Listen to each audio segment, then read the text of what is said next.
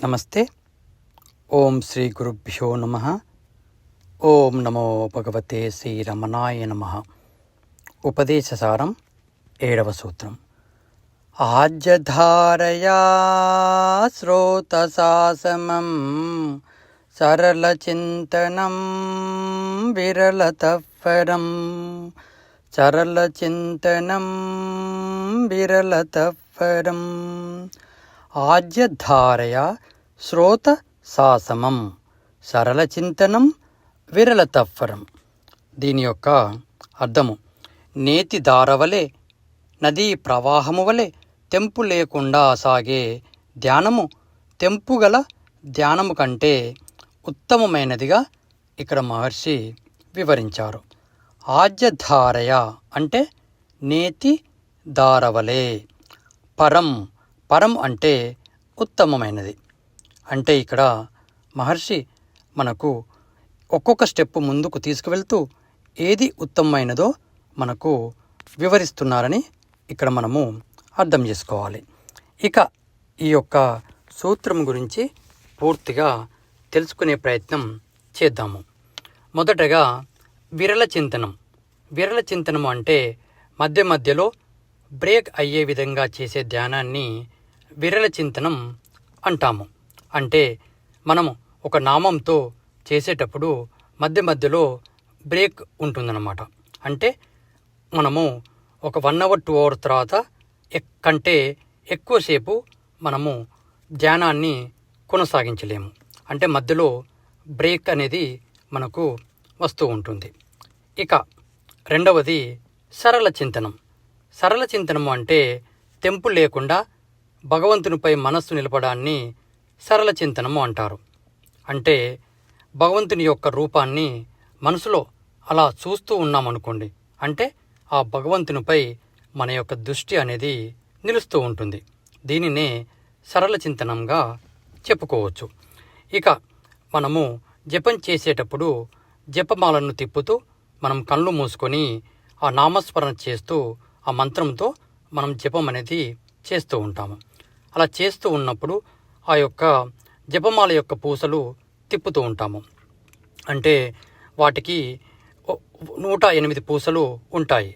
108 పూసలు కంప్లీట్ అయిన తర్వాత మళ్ళా జపమాలను రివర్స్ రూపంలో మళ్ళీ జపమాలను ఒక్కొక్క పూసను మనం తిప్పుతూ ఉంటాము. అలా జపమాలను తిప్పుతూ మరియు మంత్రనామంతో మనము మనసులో ఉచ్చరిస్తూ అదేవిధంగా కళ్ళు మూసుకొని జపంను చేస్తూ ఉంటాము.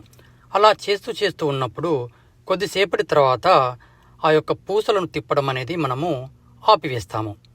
తర్వాత ఆ మనసులో జరిగే నామస్మరణ కూడా ఆగిపోతుంది. ఎప్పుడైతే ఆ పూసలు తిప్పడము మరియు ఆ నామస్మరణ ఆగిపోతుందో తర్వాత ధ్యాన స్థితిలోకి మనము చేరుకుంటాము. ప్రతి ఒక్కరు అనుకుంటారు, కొంతమంది వాకింగ్ చేసుకుంటూ కూడా పూసలు తిప్పుతూ ఉంటారు. కొంతమంది ఎయిర్పోర్ట్లో కూడా బస్ స్టాండ్లో కూడా ఈ జపం అనేది చేస్తూ ఉంటారు. అది అంత మంచిది కాదని నా యొక్క ఉద్దేశము. అయితే ఎవరిలో ఆ పూసలు తిప్పడము ఆ నామస్మరణ అనుకోకుండా ఆగిపోతుందో తర్వాత వారి యొక్క ధ్యానం అనేది అలా చాలాసేపు కంటిన్యూ అనేది జరుగుతూ ఉంటుంది. ఇక ఆజ్యము అంటే ఏమిటి? ఆజ్యము అంటే నెయ్యి అన్నమాట. మనము అన్నం తినేటప్పుడు మనము పదార్థంగా వాడితే కనుక మనము నెయ్యిగా మనము అనుకోవచ్చు. అదే నెయ్యిని మనము ఆ భగవంతునికి అగ్నిహోత్రంలో సమర్పిస్తున్నప్పుడు దాన్ని మనము ఆజ్యము అని అంటాము. అంటే ఆ భగవంతునికి సమర్పిస్తే కనుక దాన్ని ఆజ్యంగా మనము పరిగణలోకి తీసుకుంటాము. ఎందుకంటే నెయ్యి అనేది మనకు ఎలా వస్తుంది అంటే కనుక ఆవు గడ్డి తిని పాలిస్తుంది. ఆ పాల నుండి పెరుగు వస్తుంది. పెరుగు నుండి మజ్జిగ వస్తుంది. ఆ మజ్జిగ నుండి మనము ఆ యొక్క వెన్నను తీసి తర్వాత వేడి చేస్తే కనుక నెయ్యి వస్తుంది. ఇక తర్వాత నెయ్యి అనేది ఇంకొక పరిణామంలోకి చెందదు. అంటే నెయ్యిలాగానే ఉంటుందన్నమాట. ఇలాంటి మార్పు చెందిన వస్తువునే భగవంతుడు స్వీకరిస్తాడు అని ఇక్కడ మనం అర్థం చేసుకోవాలి. అందుకని ఈ యొక్క ఆజ్యాన్ని నెయ్యిని మనం అగ్నిహోత్రానికి భగవంతునికి సమర్పిస్తూ ఉంటామన్నమాట. అదేవిధంగా మనలో ఎన్నో ఆలోచనలు తిరుగుతున్నాయనుకోండి, మన మనస్సు అనేది పలు విధాలుగా పరుగులు తీస్తూ ఉంటుంది.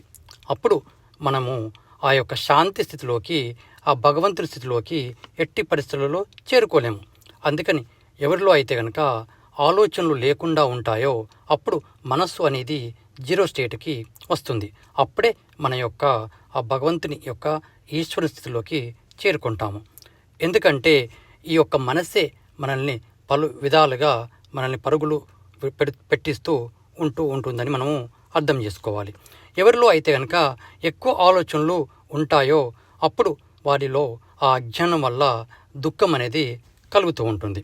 అంటే తక్కువ ఆలోచనలు ఉన్నప్పుడు ఆ మనస్సు అనేది శాంతిగా ఉన్నప్పుడే వారు సంతోషంగా ఉంటారని అర్థం చేసుకోవాలి. ఇక మనము ఈ ధ్యానం చేస్తూ ఉన్నప్పుడు, నామం చేస్తూ ఉన్నప్పుడు, రూపంతో చేస్తున్నప్పుడు మనకు ఈ నామరూపాలకు అతీతంగా ఎవరైతే ధ్యానం చేస్తారో వారు వారి యొక్క స్వస్వరూప స్థితిలోకి చేరుకుంటారని ఇక్కడ మనము గ్రహించాల్సి ఉంటుంది. ఇక నేతి దారవలే ఆటంకం లేకుండా చేసే ధ్యానాన్నే సరళ చింతనం అంటాము. అంటే జీవనదిలాగా ఆగకుండా మన ధ్యానము అనేది జరగాలన్నమాట. ఇక చివరగా విరళ చింతన వలన మధ్య మధ్యలో బ్రేక్స్ అనేది ధ్యానంలో కదులుతూ ఉంటాయి. అదేవిధంగా సరళ చింతనంలో ఎలాంటి బ్రేక్స్ లేకుండా, తెంపు లేకుండా ఎప్పటికీ అలా ధ్యానం అనేది కొనసాగుతూ ఉంటుంది. అందుకని ఇక్కడ మహర్షి మనకు సరళ చింతన ధ్యానము విరళ చింతన ధ్యానం కంటే ఉత్తమమైనదిగా మనకు వివరించారు.